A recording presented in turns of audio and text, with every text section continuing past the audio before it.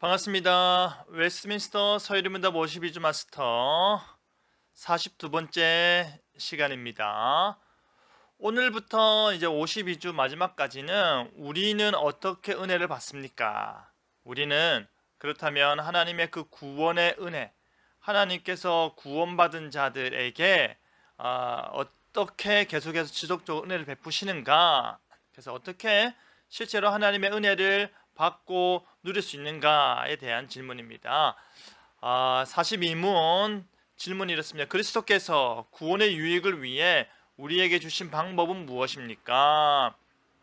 그래서 우리가 예수님께서 하나님의 의와 사랑을 성취하셨고, 그래서 그 구원에 이르기 위해서 우리가 참된 믿음과 회개의 모습을 보여야 된다 했습니다. 그죠?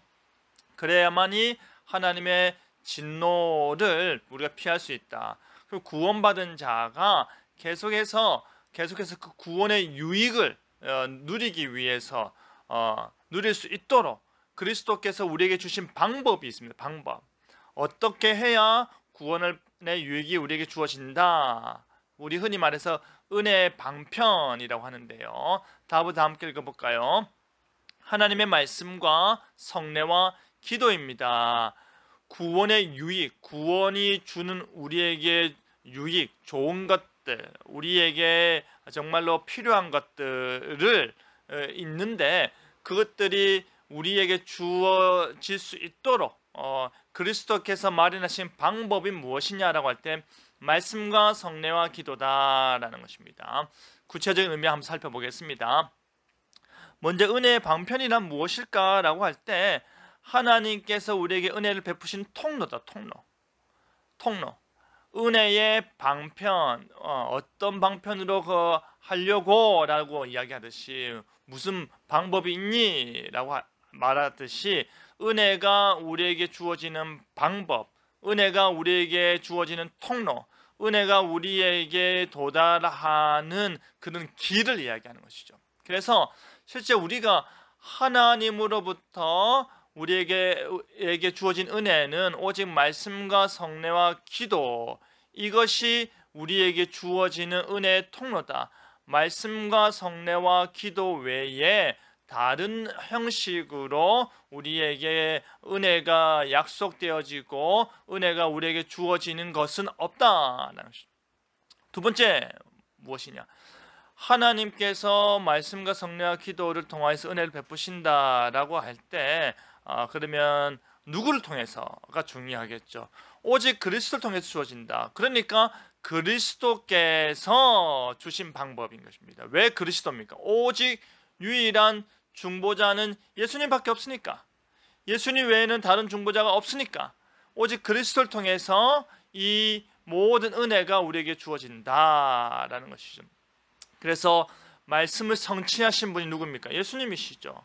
말씀대로 오셨고 말씀을 성취하시고 그리고 성취될 말씀을 우리에게 전하여 주신 분이 예수님이십니다. 그 예수님께서 제정하신 것이 무엇입니까? 그죠? 세례를 베풀라. 그리고 내가 다시 올 때까지 하늘에서 잔을 마실 때까지 마시지 않을 건데 너희는 이것을 기념하라. 성찬과 세례를 제정하셨고 그리고 기도를 가르치시면서 너희가 이렇게 하나님께 기도해라. 그러면 하나님께서 너희에게 응답하실 거야. 오직 그리스도 통해서 주어진다.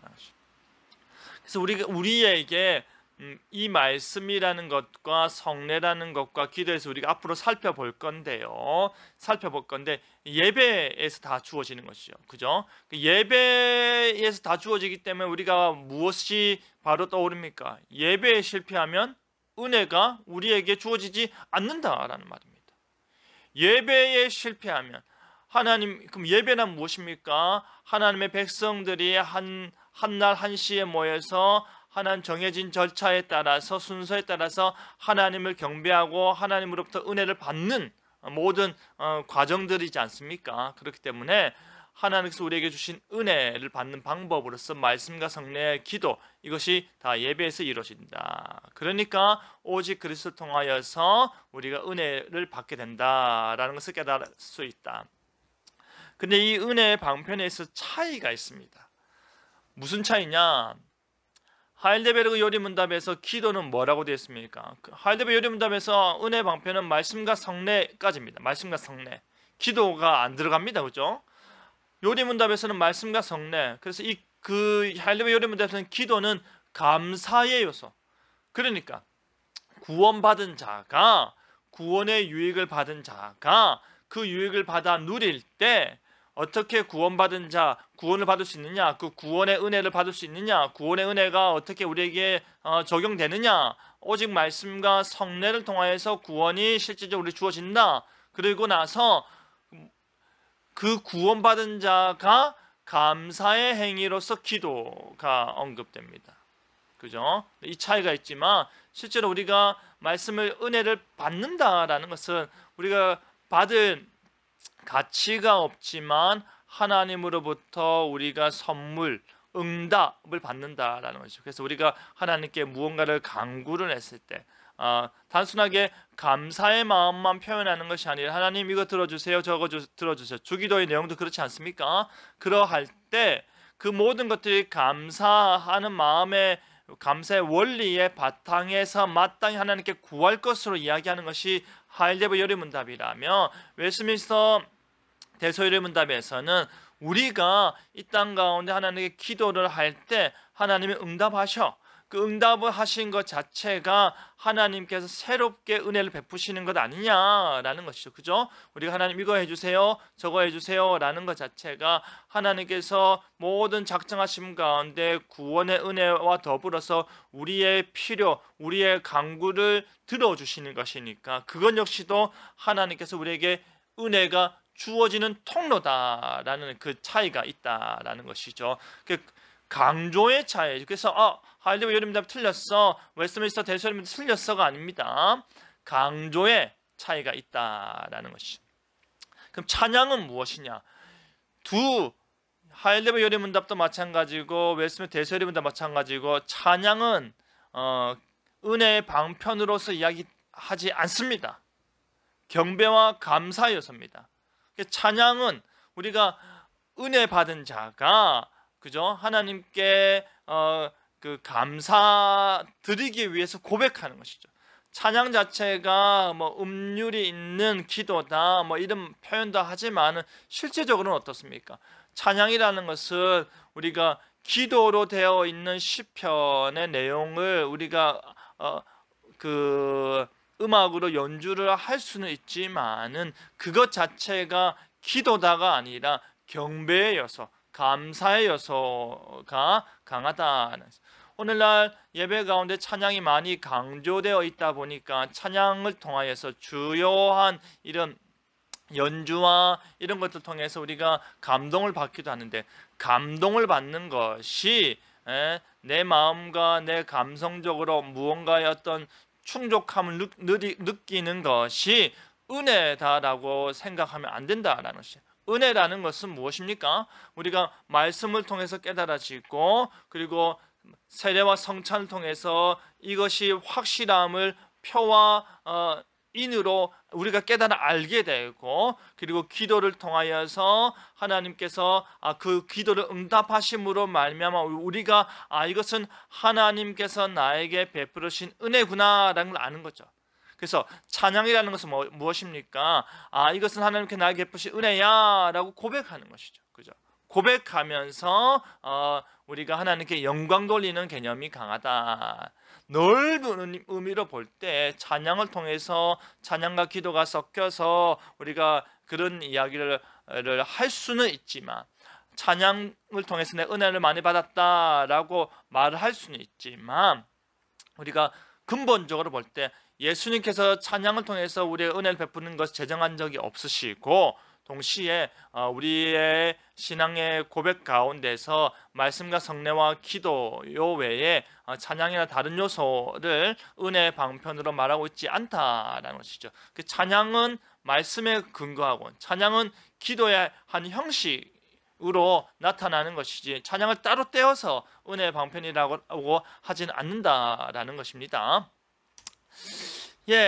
바이블 스토리 성경 이야기 보겠습니다. 제자들은 예수님이 부활하셨다는 소식을 믿지 못했습니다. 그죠? 두 제자가 엠마오로 갈 때 부활하신 예수님 앞에 나타나셨는데 알아보지 못했습니다.